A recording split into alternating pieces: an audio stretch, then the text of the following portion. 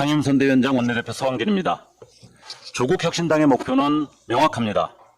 극우 내란 세력의 완전한 청산, 검찰, 사법, 언론개혁의 완수, 그리고 사회권 선진국 실현을 통해 완전히 새로운 대한민국을 만드는 것입니다. 이는 우리가 함께 세운 국민주권정부의 중심 과제이자 집권민주당을 포함한 민주개혁 세력이 지켜야 할 핵심 가치이기도 합니다. 그래서 묻습니다. 집권민주당은 김용남 후보가 이러한 목표와 가치를 수용하는 적격 후보임을 확인했습니까? 김용남 후보 스스로 민주개혁 진영의 유권자들이 의문을 제기하는 문제들에 대해 분명한 입장을 밝혀야 합니다. 첫째, 김용남 후보는 과거 2015년 12월 당시 새누리당 원내대변인 시기 4.16 세월호 참사 특별조사위 활동이 일본 극우파의 논리라고 했던 주장에 대해 여전히 같은 입장입니까? 김용남 후보가 당시 세월호 참사 진상규명을 위한 특별법에 반대하는 12명 의원 중 1명이었다는 사실, 세월호 특조위 활동에 대해 예산 낭비와 정치적 공세라며 인력과 예산 축소를 강변했던 사실을 많은 국민은 기억하고 있습니다.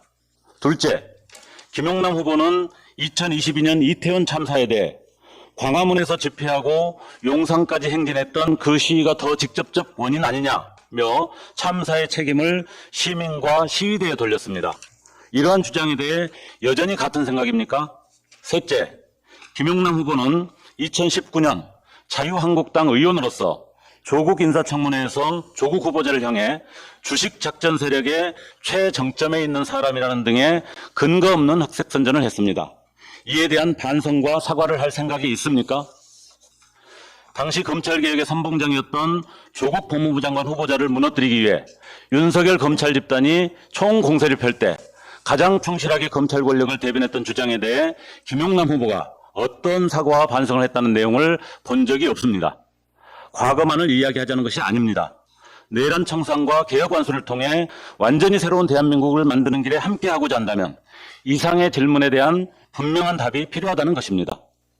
김용남 후보를 공천한 민주당은 이런 사실들에 대한 검증과 후보자의 입장을 분명히 확인했는지, 공천을 수락한 김용남 후보는 본인의 주장과 가치의 변화에 대해 분명한 답변을 했는지에 대해 질문하는 이유입니다.